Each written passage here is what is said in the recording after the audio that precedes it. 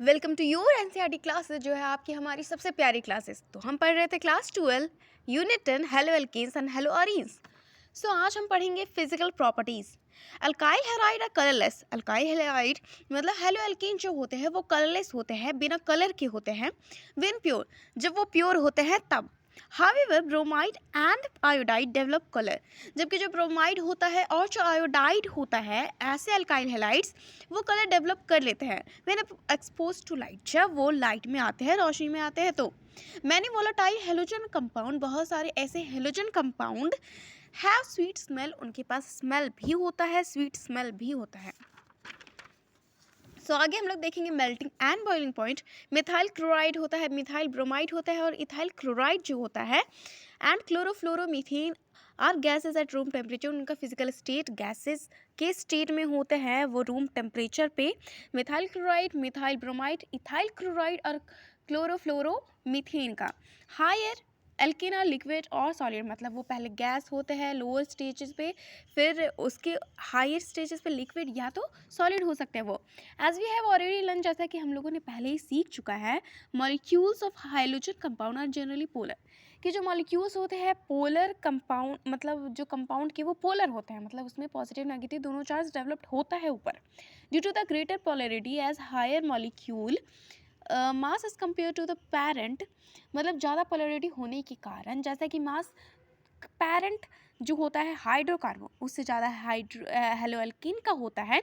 Hydrocarbon intermolecular force of attraction, इसलिए जो hydrocarbons में होते हैं पेरेंट जो होते हैं उसमें जो फोर्स ऑफ अट्रैक्शन वो ज़्यादा होता है डाइपोल डाइपोल और वंडरवॉल फोर्सेस के कारण स्ट्रॉन्गर होता है।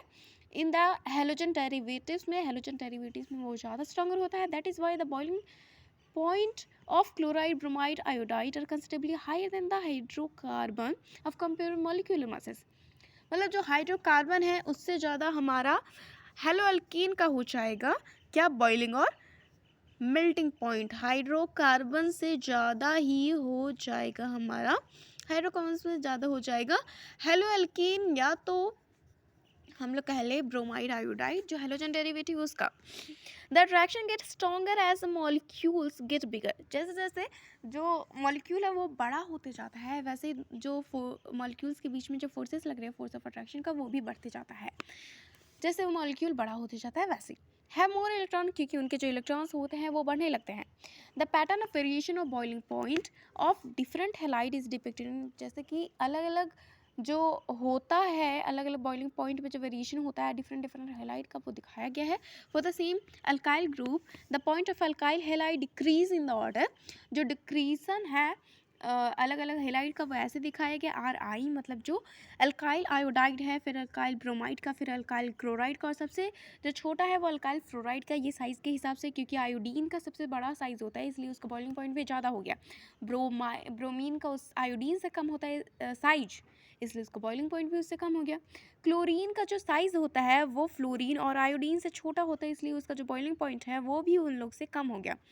अब ऐसे हम लोग बात करें फ्लोरीन की, वो साइज़ है जो आयोडीन, ब्रोमीन और क्लोरीन से फ्रोमीन की साइज़ सबसे छोटी होती है, इसलिए इसकी जो बॉइलिंग पॉइंट है वो कम हो जाएगी। इसलिए हम लोग कह सकते हैं कि जो बीपी है या तो जो एमपी है वो डायरेक्टली प्रोपोर्शनल होता है साइज से। साइज जैसे इंक्रीज़ करेगा ये भी इंक्रीज़ करेगा, जैसे ये साइज़ डिक्रीज़ करेगा वैसे ही बॉइलिंग और मेल्टिंग पॉइंट डिक्रीज़ करते जाएगा। Is because with the increase in size the mass of halogen, जैसे कि साइज बढ़ता है मास ऑफ हेलोजन भी बढ़ते हैं, वंडर वर्सेस फोर्सेस भी इंक्रीज करते हैं जिसकी वजह से बॉइलिंग पॉइंट बढ़ती है। यहाँ पे हम लोग देखेंगे कि क्लोराइड का जो है वो रेड पार्ट है और ब्रोमाइड का ब्लू पार्ट है और जो यहाँ पे आयोडाइड है उसका येलो है। अब आयोडाइड क्योंकि यहाँ पे हम लोगों ने देखा अल्काइल आयोडाइड का सबसे ज़्यादा होता है, तो हर एक या तो CH3X हो या CH3CH2X हो या CH3CH2CH2X हो, सब में हम लोगों का आयोडाइड का ज़्यादा है, फिर उससे कम ब्रोमीन का है, इसके अकॉर्डिंग फिर क्लोरीन का है। यहाँ पे भी आयोडाइड का ज़्यादा, ब्रोमाइड का, फिर क्लोराइड, आयोडाइड ब्रोमाइड फिर क्लोराइड, ऐसे ही हम लोगों का। The boiling point of isomeric hello alkene, बहुत सारे ऐसे आइसोमेरिक हेलो एल्कीन होते हैं। Decrease with the increase in branching, जैसे जैसे उनकी ब्रांचिंग बढ़ती जाती है वैसे ही उनका बॉइलिंग पॉइंट घटता जाता है। जैसे जैसे ब्रांचिंग जैसे जैसे ब्रांचिंग बढ़ेगी उनका जो बीपी है, बॉइलिंग पॉइंट है, वो घट जाएगा। जैसे एग्जांपल के तौर पे 2 bromo 2 methyl propene has lowest boiling point among 3 isomers. ये तीनों आइसोमर्स है जिनका स्ट्रक्चर फार्मूला सेम है, बट हैव मतलब जिनका मॉलिक्यूलर फार्मूला तो सेम है लेकिन उनका स्ट्रक्चर डिफरेंट डिफरेंट है।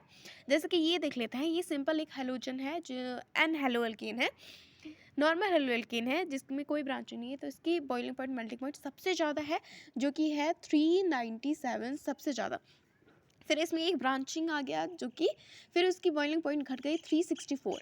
अब इससे भी कम ब्रांचिंग क्योंकि हो गया, इसमें एक ही नीचे था, इसमें एक ऊपर एक नीचे है, इसलिए 346 हो गई इसकी boiling point. Boiling point of isomeric dihalobenzene are very nearly the same.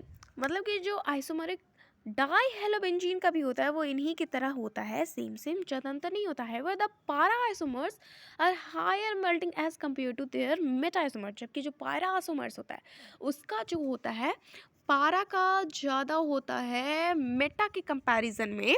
अगर हम लोग बॉइलिंग पॉइंट आइसोमर्स की कंपेयर करें तो it is due to the symmetry of para isomers, क्योंकि जो पारा आइसोमर्स होते हैं उसमें सिमेट्री होती है, जबकि that crystal lattice is better compare to ortho और मेटा आइसोमर्स। जो ऑर्थो या मेटा कंपेयर कर ले उसमें से ज़्यादा सिमेट्री या लेटिस जो होता है वो अच्छा होता है पारा का। तो यहाँ पे हम लोग कंपेयर करें तो यहाँ पे ये ऑर्थो पे क्लोरीन है तो इसका बॉइलिंग पॉइंट ज़्यादा है। फिर यहाँ पे पारा पे ये मेटा पे आ गया क्लोरीन तो इसकी बॉइलिंग पॉइंट कम हो गई। फिर जो पारा पे आया तो उसकी और थोड़ी बढ़ गई। ऐसे यहाँ पे अगर हम लोग देखें तो सबसे ज़्यादा यहाँ पे हो गई जो मेल्टिंग पॉइंट है वो सबसे ज़्यादा है यहाँ पे, मतलब पारा पे सबसे ज़्यादा है, उसके बाद उससे कम है यहाँ पे ऑर्थो पे है, और उससे भी कम है यहाँ पे जो कि मेटा पे है। डेंसिटी की बात करें तो जो प्रोमो है, आइडो है या तो पॉलीक्लोरो डेरिवेटिव हाइड्रोकार्बन जो है और हेवियर देन वाटर, वो वाटर से तो भारी होते हैं।